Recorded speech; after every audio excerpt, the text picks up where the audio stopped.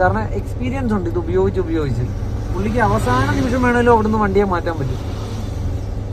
കാരണം പുള്ളിയുടെ യുക്തി വർക്ക് ചെയ്യും. പെട്ടെന്ന് എങ്ങോട്ട് മാറ്റണമെന്ന് പെട്ടെന്ന് തീരുമാനം എടുക്കാൻ പറ്റും. നമുക്കത് പറ്റില്ല. നമുക്ക് എന്താ ചെയ്യേണ്ടതെന്ന് വെച്ചാൽ ഇങ്ങനെ ഒരു തടസ്സം കിടക്കുന്ന കണ്ട നേരത്തെ തീരുമാനിക്കേണ്ടി വരും. നിർത്തണോ കടന്നു പോകണോ എന്ന് തീരുമാനിക്കണം.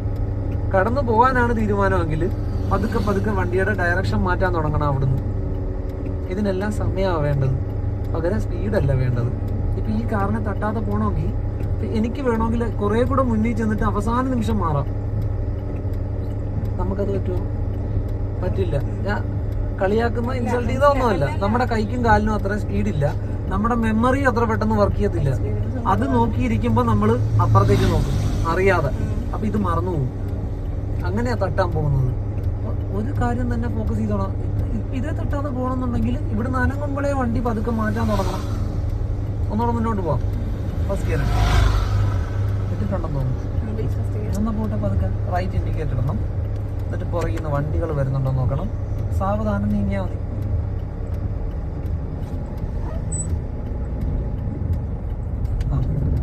അതുപോലെ നേരെയാക്കിയോ. നമ്മുടെ സൈഡ് കിട്ടിയാൽ മതി. നമുക്ക് ഒന്നേലും തട്ടാതെ ഈ സൈഡ് കിട്ടിയാൽ മതി. ഇനി നീങ്ങാവോ? എപ്പം അടുത്ത ഗിയർ ഇടണമെന്ന് തോന്നുന്നു. അടുത്ത ഗിയർ ആദ്യം ക്ലച്ച് ചവിട്ടിയിട്ടേ കൈ വരാവുള്ളൂ. ഗിയറുടെ ഇടാവാ. അപ്പൊ ആദ്യം ക്ലച്ച് ചവിട്ടി തീർക്കാം. അത് തന്നെ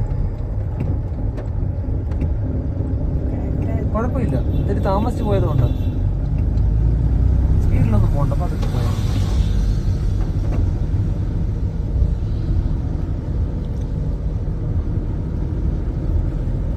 ഇപ്പൊ ചെയ്യേണ്ട എന്താന്ന് വെച്ചാൽ എപ്പോ ബ്രേക്ക് ഉപയോഗിക്കേണ്ടി വന്നാലും അതിന് ഈക്വൽ ആയിട്ട് ക്ലച്ച് ഉപയോഗിച്ചു.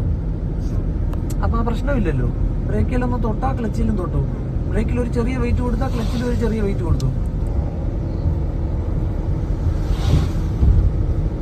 ആ ബോർഡ് എന്തോ